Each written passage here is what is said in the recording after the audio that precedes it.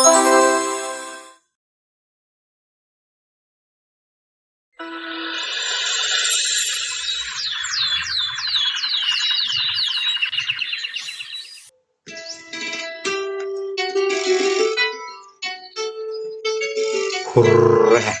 चल चल चल, जल्दी चल, अभी सारा खेत जोतना है, फिर मंगरू चाचा का भी खेत जोतना है। गोपाल अपने खेत में हल चला रहा था, तभी अचानक एक तोता उड़कर बैल के ऊपर बैठ जाता है। जादूगर का जादू, अपनों की ही चाल, भटकता फिरू आसमान में, राजा बना कंगाल। जादूगर का जादू, अपनों की ही चाल, भटकता फिरू आसमान में, राजा बना कंगाल। अरे तोते, ये क्या बोल रहे हो? राजा बना कंगाल? क्या सोच क्या रहे हो मित्र गोपाल? किस दुनिया में खो गए हो? ये कैसा संभव हो सकता है? अरे तोते, तू तो मेरा नाम तक जानते हो। मैं सब जानता हूँ मित्र, अंदर का बात, बाहर का राज। तुम्हारी धर्मपत्नी चंदा तुम्हारे लिए खाना लेकर निकल गई है। बहुत ही सुंदर तोते, तुम तो बहुत ही कमाल के हो। अच्छा ये बताओ, तुम तो कह रहे थे कि राजा बना कंगाल, इसका अर्थ क्या है? ये एक रहस्य है, वक्त आने पर मैं तुमको सब बताऊंगा। जरा पीछे तो देखो मित्र, खाना भी आ गया। चलिए जी, आज आपकी मनपसंद भिंडी की सब्जी लेकर आई हूँ। अरे वाह वाह, क्या बात है, खुशबू तो बहुत ही बढ़िया आ रही है। लाओ लाओ, जल्दी लाओ, जल्दी खाना लगाओ। सुनो चंदा, आज 2 पत्तों पर खाना लगाओ। आज मेरा मित्र मेरे साथ बैठकर भोजन करेगा। अरे नहीं नहीं मित्र, मैं पत्ते पर खाना नहीं खाता हूँ। मुझे एक कटोरी में खाना परोस दो। मुझे पत्ते पर खाना पसंद नहीं है। फिर तोते के बताने के अनुसार गोपाल किसान की पत्नी ने उसको एक कटोरी में खाना परोस दिया। परंतु आश्चर्य की बात तो ये हुई कि वह तोता उस कटोरी को अपनी चोंच में पकड़कर उड़कर ले जाता है। अरे ये क्या? ये तोता तो खाना लेकर उड़ गया। ऐसा मैं पहली बार देख रही हूँ। पता नहीं इस तोते ने ऐसा क्यों किया। मुझे भी इसकी ऐसी हरकत कुछ समझ नहीं आई। खैर कोई बात नहीं। अगले दिन फिर से वह तोता गोपाल के पास भोजन करने आ जाता है। लेकिन आश्चर्य की बात तो ये थी कि आज भी वह तोता खाना लेकर उड़ जाता है। इस तरह हर रोज वह तोता खाना खाते समय आता था और खाना लेकर उड़ जाता था। आज तो मैं पता करके ही रहूंगा कि ये तोता रोज रोज खाना कहाँ पर लेकर जाता है। जरूर इसके पीछे इसकी कोई चाल या फिर उसकी मजबूरी होगी।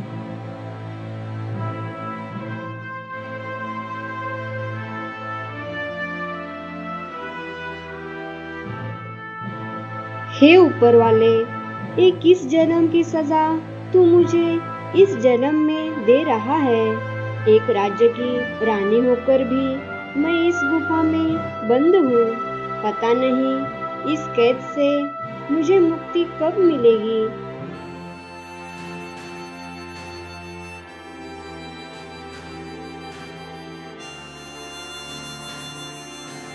फिर तोता खाना लाकर रानी के पास रख देता है। ये सब दृश्य गोपाल एक कोने में खड़ा होकर छुपकर देख रहा था। महारानी, ये लीजिए आज का खाना। मैं भगवान से बस यही प्रार्थना करती हूँ कि भला हो उस इंसान का जिससे आपने यह खाना लेकर आए हैं। महारानी जी, वो किसान बहुत ही अच्छे स्वभाव का है। महाराज, आप और मैं अभी कितने दिनों तक यहाँ पर रहेंगे? कुछ तो उपाय खोजिए। आप तनिक भी फिक्र मत कीजिए रानी साहबा, मैं जल्द ही आपको यहाँ से छुड़वा कर ले जाने की व्यवस्था करवा दूंगा। ये सब मैं क्या देख रहा हूँ? मुझे तो ये एक रानी इस गुफा के अंदर पिंजरे में कैद नजर आ रही है और वो इस तोते को एक महाराजा कह रही है। ये कैसा संभव हो सकता है? तभी अचानक गोपाल का एक पैर किसी चोटीली वस्तु पर पड़ जाता है और वो जोर जोर से चिल्लाने लगता है। हे भगवान, ये मेरा पैर, आह आह, हे भगवान। अरे कौन है वहाँ? सामने आ जाओ। अरे मित्र, तुम यहाँ क्या कर रहे हो? अरे हाँ मित्र, तुम रोज रोज खाना लेकर उड़ जाते हो, इसीलिए मैंने ही आज तुम्हारा पीछा किया और यहाँ तक आ पहुँचा। लेकिन ये सब देखकर मेरा सिर अब चकरा रहा है। मुझे तो कुछ समझ ही नहीं आ रहा है कि आखिर ये सब चल क्या रहा है। लगता है अब वक्त आ गया है मित्र, तुम्हें सब कुछ सच सच बताने का। तो सुनो मित्र, मैं धारा नगरी का राजा चंद्रसेन हूँ और इन जादुई सलाखों के पीछे खड़ी जो है वो महारानी पद्मावती है। पर मेरी समझ में ये नहीं आ रहा है कि तुम राजा होकर तोता कैसे बने और महारानी जी इन जादुई सलाखों के पीछे क्यों बंद है। इसके पीछे भी एक बहुत बड़ी लंबी कहानी है मेरे मित्र। आज से कई वर्ष पहले धारा नगरी के चारों ओर खुशहाली ही खुशहाली थी।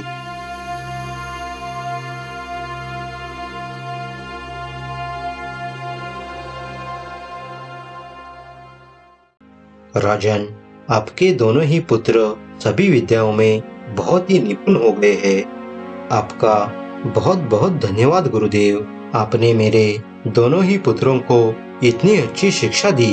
मैं आपका ये एहसान जीते जी मेरी जिंदगी में कभी चुका नहीं पाऊंगा। नहीं महाराज, आप ऐसा बोलकर मुझे शर्मिंदा मत कीजिए। मैंने दोनों राजपुत्रों को बराबर की शिक्षा तो दे दी है, परंतु परंतु परंतु क्या गुरुदेव? ऐसे किंतु परंतु में उलझाकर मेरी चिंताएं दुगनी मत कीजिए। निश्चिंत होकर बताइए, आप मुझे क्या बताना चाहते हो? राजन, मैंने दोनों राजपुत्रों को वेद पुराण और शस्त्र अस्त्र की शिक्षा तो दे दी है, परंतु मैं चाहता हूँ कि उन विद्याओं के साथ एक राजा के भीतर तंत्र मंत्र की विद्या भी होनी चाहिए, जिसे कि किसी भी विपरीत परिस्थिति में राजा अपनी तंत्र मंत्र की विद्या का उपयोग करके अपनी प्रजा की रक्षा कर सके। तो देर किस बात की गुरुदेव? मैं चाहता हूँ कि आप जल्द ही तंत्र मंत्र की विद्या उन्हें सिखा दीजिए। नहीं महाराज, अब वो विद्या तो मैं उन्हें नहीं सिखा पाऊंगा, लेकिन यह किताब आप अपने पास रख लीजिए। इस किताब में तंत्र मंत्र की सारी कलाएं मौजूद है। इस किताब की खासियत ये है कि इसमें लिखे मंत्रों का उच्चारण कर विधि पूर्वक साधना करके अलौकिक शक्तियाँ प्राप्त की जा सकती है। इसका उपयोग करके इंसान सर्वशक्तिमान बन सकता है। इस किताब में लिखे मंत्रों में इतनी शक्तियाँ है कि किसी भी मृत जीव के अंदर नया जीवन डाला जा सकता है। ठीक है गुरुदेव, आपका मनपूर्वक धन्यवाद। अब हमें आज्ञा दीजिए। यहाँ से लौटने के बाद इन दोनों का राज्याभिषेक भी करना अभी बाकी है। विजयी भव। फिर राजा विक्रमादित्य अपने दोनों राजपुत्रों को लेकर राजमहल वापस लौट जाता है और राज्याभिषेक शुरू किया जाता है। राजा के बड़े बेटे यानी चंद्रसेन को राजा के पद पर बिठाया जाता है। आज से इस धारा नगरी का राजा मेरा बड़ा बेटा यानी कि चंद्रसेन होगा और मैं आप सभी के सामने इसकी घोषणा करता हूँ। जैसे ही अपने बड़े भाई को धारा नगरी के राजगद्दी पर बिठाया गया, छोटे भाई नागेंद्र के मन में उसके प्रति ईर्ष्या और दुश्मनी की भावना बढ़ने लगी। मैंने किसका क्या बिगाड़ा था जो मेरे साथ इतना बड़ा धोखा हो गया? पिताश्री ने चंद्रसेन को राजगद्दी पर बिठाया और मुझे महल के एक कोने में फेंक दिया। नहीं नहीं, मैं ऐसा बिल्कुल भी नहीं होने दूंगा। मैं इसका बदला अवश्य लूंगा और यह राज्य मेरा होगा। मैं बनूंगा इस राज्य का राजा। इसके लिए चाहे मुझे किसी भी हद तक गुजरना क्यों ना पड़े। नागेंद्र धारा नगरी को अपनी मुट्ठी में लेना चाहता था, धारा नगरी पर राज करना चाहता था। फिर एक दिन नागेंद्र गुरुदेव ने दी तंत्र मंत्र की किताब लेकर जंगल चला जाता है और वहां जाकर तंत्र मंत्र का पाठ विधि पूर्वक करना शुरू कर देता है। ओम हिरिक मिरिक चिरिक लिम लिम लिम। जादूगर का जादू, शैतान की चाल, अब और बर्दाश्त नहीं, दिखा दे अपना कमाल। नागेंद्र इस तरह से कई महीनों तक चुपके से तंत्र मंत्र की साधना करने में लगे रहा। फिर एक दिन उसकी तंत्र मंत्र की यह साधना पूरी हो गई और उसे वो सारी अलौकिक दिव्य जादुई शक्तियां भी प्राप्त हो गई।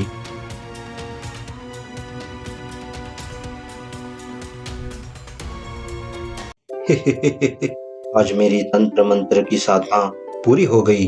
अब मैं कई गुना शक्तिशाली बन गया हूँ। अब मुझे परास्त करने का दुस्साहस किसी में भी नहीं। जरा मैं भी तो देख लूं कि ये तंत्र मंत्र की विद्या किस प्रकार काम करती है। मैं क्या करूं? किस पर इस विद्या का प्रयोग करके देखूं? अरे अरे वो रहा।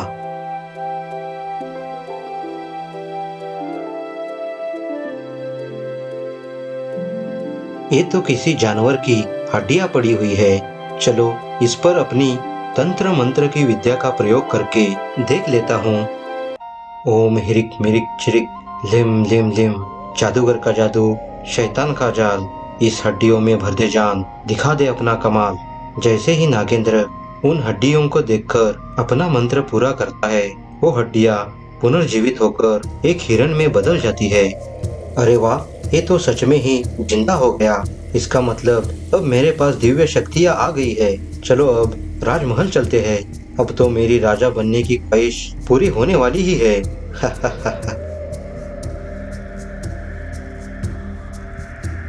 महाराज, आपसे एक निवेदन है। बताओ पद्मावती, क्या बात है? आप आज बहुत उदास लग रही हो। बहुत दिनों से मेरा मन कुल देवी के दर्शन करने का हो रहा है। हाँ महारानी, पर एक समस्या है। हमारे कुल देवी का मंदिर बीच घने जंगलों में है। तुम्हें कोई डर तो नहीं? जब आप मेरे साथ हो तो डर किस चीज का महाराज? उत्तम, अति उत्तम। ठीक है महारानी, हम कल सुबह कुल देवी के दर्शन के लिए निकल पड़ेंगे। अपने बड़े भाई की और भाभी की बातें नागेंद्र चोरी छुपे सुन रहा था। अच्छा, तो ये बात है। यही सही मौका रहेगा। मैं वो दोनों जंगल पहुंचने से पहले आगे निकल पड़ूंगा। फिर देखते हैं मुझे कौन रोकता है धारा नगरी का राजा बनने से।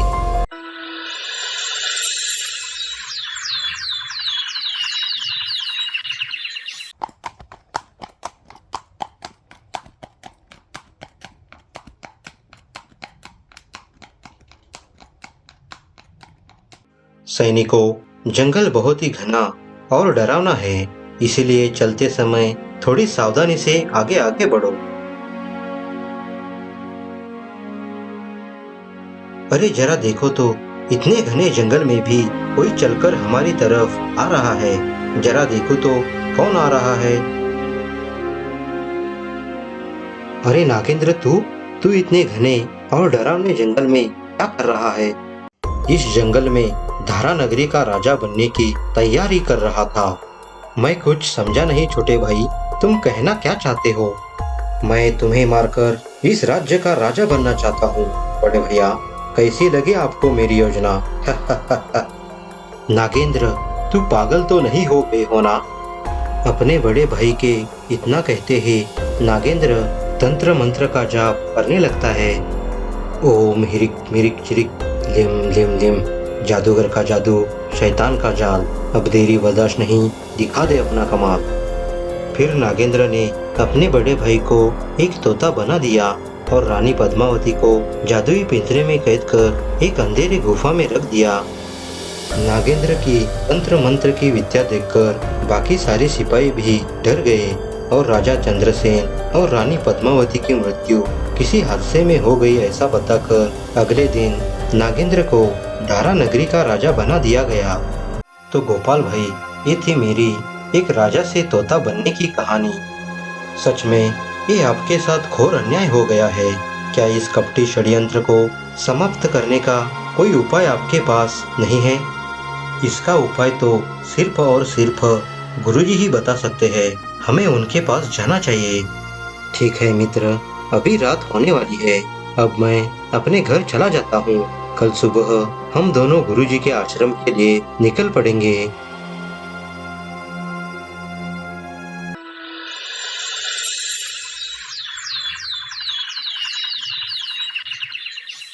सुबह होते ही गोपाल और तोता गुरुजी के आश्रम पहुंच जाते हैं। गुरुजी अपने ध्यान में मग्न रहते हैं। प्रणाम गुरुदेव। अरे तुम कौन हो पुत्र?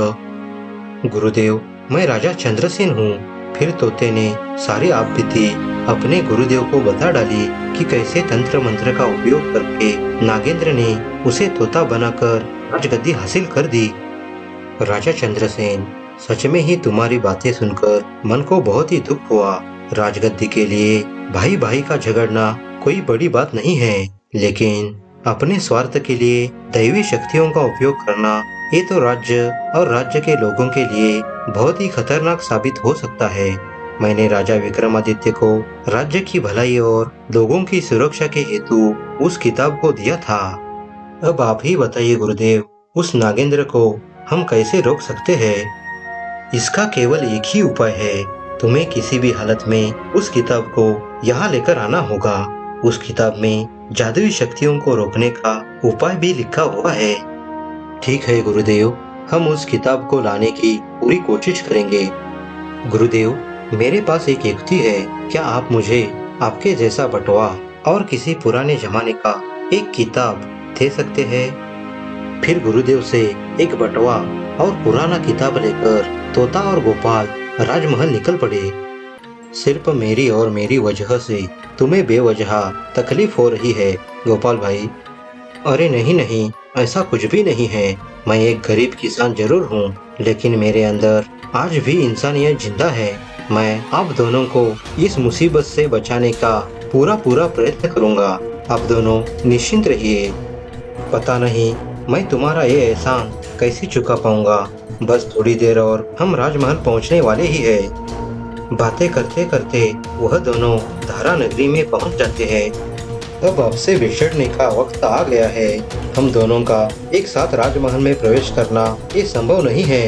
ऐसा करते हैं, आप खिड़की की ओर से महल के अंदर प्रवेश करना और मैं प्रवेश द्वार की ओर से प्रवेश करूंगा। ठीक है गोपाल भाई, मैं खिड़की की ओर से राजमहल में प्रवेश करता हूँ।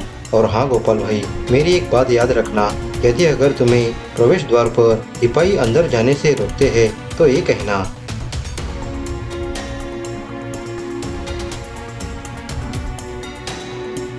गोपाल चलते चलते दरबार के मुख्य द्वार पर पहुंच जाता है। अरे अरे अरे, देखो तो, अंदर घुसते ही जा रहे हो। तुम कौन हो? ऐसे कैसे सीधे अंदर जा सकते हो? तुम इस प्रकार राजमहल में प्रवेश नहीं कर सकते। पहले अपना परिचय बता दो और यहाँ आने का कारण बताओ। अरे, मैं कोई साधारण व्यक्ति नहीं हूँ। मैं राजा के लिए एक खास किताब लेकर आया हूँ। इसमें कुछ ऐसी शक्तियाँ हैं जिससे कि राजा अमर बन सकते हैं। क्या सच में ही तुम्हारे पास अमर होने का किताब है? मुझे तो तुम बहुरूपिया लगते हो। कहाँ है किताब? जरा मुझे दिखाओ तो सही। अरे ओ डमरू, तुम मरना चाहते हो क्या? तुम पिछले 5 साल से यहाँ खड़े हो और तुम्हारे 2 बच्चे भी हैं।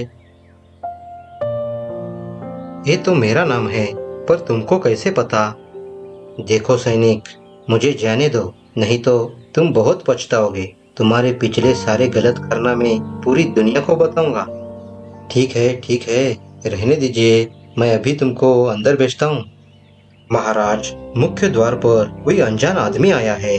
उसके पास अमर होने का किताब है। वो आपसे अभी मिलना चाहता है महाराज। यह तो किसी चमत्कार से कम नहीं है। अमर होने का किताब आज खुद मेरे पास चलकर आया है। नागेंद्र मन ही मन में इतना सोच ही रहा था, तभी गोपाल अपनी पहचान छुपाकर बोल पड़ा। मेरा नाम संजय है। गुरुदेव ने एक खास किताब आपको देने को कहा है। सच में? क्या तुम वो किताब मुझे दिखा सकते हो? गुरुजी कह रहे थे कि इस किताब से इंसान अमर बन सकता है, पर महाराज, मेरी एक शर्त है। शर्त क्या है, बताओ। शर्त ये है कि इस किताब को वहाँ रखना है जहाँ पहले का जादुई किताब रखा है, और मेरे एक प्रश्न का उत्तर भी आपको देना होगा। मुझे मंजूर है, जल्दी बताओ, क्या पूछना चाहते हो? पहले ये किताब रख लीजिए महाराज, पर भूलकर भी इसे मत खोलिएगा।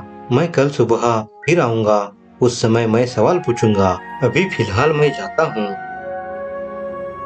फिर गोपाल उस किताब को राजा नागेंद्र को देकर वहाँ से चला जाता है। अरे वाह, सच में ही ये तो कमाल हो गया। यदि अगर मैं अमर हो जाता हूँ तो इस संसार में मैं ही एक राजा रहूंगा और फिर सारी दुनिया पर राज करूंगा। नागेंद्र ने उस किताब को भी वहां रख दिया जहां पर पहले से ही वह जादुई किताब रखा दिया था। तोता ये सब चुपके से देख रहा था। जैसे ही नागेंद्र वहां से गया, तोता उस जादुई किताब को लेकर उड़ जाता है। चलो इसे अब गुरुजी के पास लेकर जाते हैं।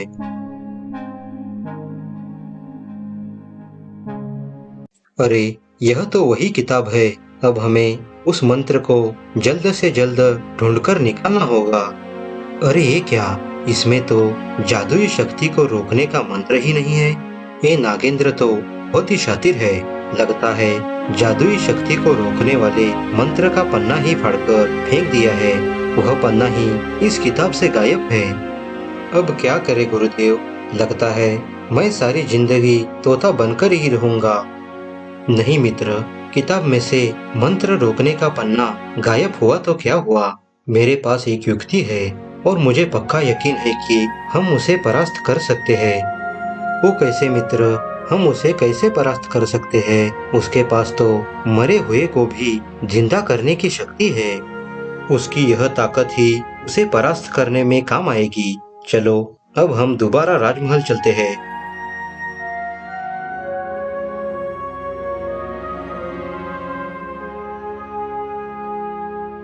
क्या हुआ मित्र, तुम ऐसे अचानक रुक क्यों गए? राजमहल जाने का रास्ता तो उस तरफ है। मैं एक चीज खोज रहा हूँ। अरे हाँ देखो, वो चीज मिल भी गई है। फिर गोपाल ने उन हड्डियों को एक थैली में भर दिया। क्या करोगे इन हड्डियों का मित्र? इससे क्या होगा? तुम सिर्फ देखते जाओ मित्र, ये हड्डियां ही हमारे जीत का राज है। आइए आइए, मैं आप ही का इंतजार कर रहा था। अब जल्दी से बता डालो, मुझे क्या करना होगा? मैं कब इस किताब को खोल सकता हूँ? महाराज, हमें नगर के बीच जाना होगा। कोई बात नहीं, हमें मंजूर है। सब लोग धारा नगरी के बीचों बीच पहुंच गए। फिर गोपाल सारी हड्डियों को थैली में से निकालकर सबके सामने रख देता है। महाराज, अब आपको इन हड्डियों को फिर से जिंदा करना होगा। मैंने आपके बारे में बहुत लोगों से सुना है पर देखा नहीं। मेरे साथ इस धारा नगरी के बाकी सभी लोग भी देखना चाहते हैं कि राजा नागेंद्र का प्रदर्शन कैसा होगा। फिर राजा नागेंद्र हड्डियों के सामने बैठ जाता है और अपना तंत्र मंत्र शुरू कर देता है। मेरे पास ऐसी महान शक्तियां है कि मैं किसी भी मृत शरीर को जीवित कर सकता हूँ। आज पूरी दुनिया देखेगी कि मैं कितना शक्तिशाली हूँ। ओम हिरिक मिरिक चिरिक लिम लिम लिम, जादूगर का जादू, शैतान का जाल, हड्डियों में जान भर दे, दिखा दे अपना कमाल। देखते ही देखते वो हड्डियां पुनर्जीवित होकर एक बाघ का शरीर धारण कर लेती है। गोपाल तो एक मरे हुए बाघ की हड्डियां उठाकर लेकर आया था। बाघ को देखकर नगर वासियों में एक ही भगदड़ मच गई। तभी बाघ अपने सामने बैठे राजा नागेंद्र पर हमला चढ़ा देता है। अरे बचाओ, अरे बचाओ, ये तो कोई बाघ है। अरे बचाओ बचाओ, कोई तो बचाओ। अरे मैं तो मर गया रे। राजा नागेंद्र बहुत ही चिल्लाता रहा, लेकिन बाघ के पास जाने की किसी के पास हिम्मत नहीं थी। मंत्री और सैनिक भी उस दुष्ट को देखते ही रह गए। कुछ देर में राजा नागेंद्र की मौत हो जाती है। फिर बाघ उसे लेकर जंगल की तरफ निकल जाता है। राजा नागेंद्र के मौत के बाद उसने हासिल की जादुई विद्या का असर भी कम हो जाता है। तभी तोते ने अपना असली रूप धारण कर लिया और राजा चंद्रसेन पुनः इंसान बन गया। दूसरी तरफ महारानी पद्मावती भी कैद से आजाद हो जाती है। अरे देखो तो जरा, ये तो हमारे महाराज चंद्रसेन हैं। आज मैं फिर से आप लोगों के बीच आया हूँ। ये सब देखकर मन को काफी प्रसन्नता मिल रही है और ये सब मेरे चतुर किसान मित्र गोपाल की वजह से हो पाया है। अगर इस समय गोपाल नहीं होता तो ये सब नहीं हो पाता। अब सारी हालत पहले जैसी बन चुकी थी। चंद्रसेन को फिर से धारा नगरी के राजगद्दी पर बैठा दिया गया। तभी गुरुदेव का भी राजमहल में आगमन हो जाता है। गुरुदेव अपने साथ महारानी पद्मावती को भी साथ ले आते हैं। अच्छा तो मैं चलता हूँ महाराज, अब मुझे आज्ञा दीजिए। अरे नहीं मित्र, मैं तुम्हें ऐसे कैसे खाली हाथ छोड़ सकता हूँ। मैं आज अभी यह घोषणा करता हूँ कि गोपाल किसान को उसने दिखाई चतुराई से बहुत प्रसन्न होकर उसे इस राजमहल का एक विशेष सलाहकार करके नियुक्त करता हूँ और गोपाल किसान को 10,000 स्वर्ण मुद्राएं इनाम देने की घोषणा करता हूँ। फिर गोपाल किसान को 10,000 सोने के सिक्के राज दरबार में दिए जाते हैं। फिर गोपाल किसान ने घर आकर सारी बातें अपनी पत्नी चंदा को बता डाली। गोपाल किसान राज दरबार में अब एक विशिष्ट सलाहकार के रूप में काम कर रहा है।